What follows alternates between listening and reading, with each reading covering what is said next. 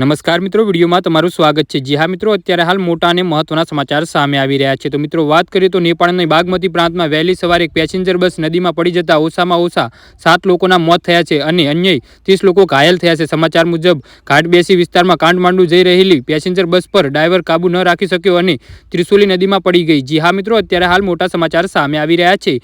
તાળેંગી જિલ્લાના પોલીસ કચેરીના પોલીસ અધ્યક્ષ એસીપી ગૌતમ કેસીના જણાવ્યા અનુસાર અકસ્માતમાં એક મહિલા સહિત ઓછામાં ઓછા 7 લોકોના મોત થયા હતા।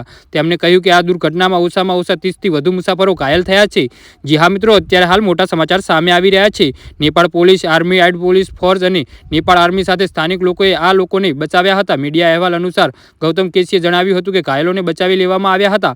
જી હા મિત્રો, પોલીસે બસ ડ્રાઈવરની ધરપકડ કરી લીધી છે। જ્યારે બસ નદીમાં પડી ત્યારે મુસાફરોને થયેલી ઇજાઓને ધ્યાનમાં રાખીને મૃત્યુઆંક વધવાની ધારણા છે। જી હા મિત્રો, તો આના વિશે તમારું શું કહેવું છે તો નીચે મારી કોમેન્ટ બોક્સમાં જરૂરથી જણાવજો અને મારી યુટ્યુબ ચેનલને સબસ્ક્રાઇબ કરવાનું ભૂલતા નહીં। વિડીયો પૂરો જોવા બદલ તમારો ખૂબ ખૂબ આભાર।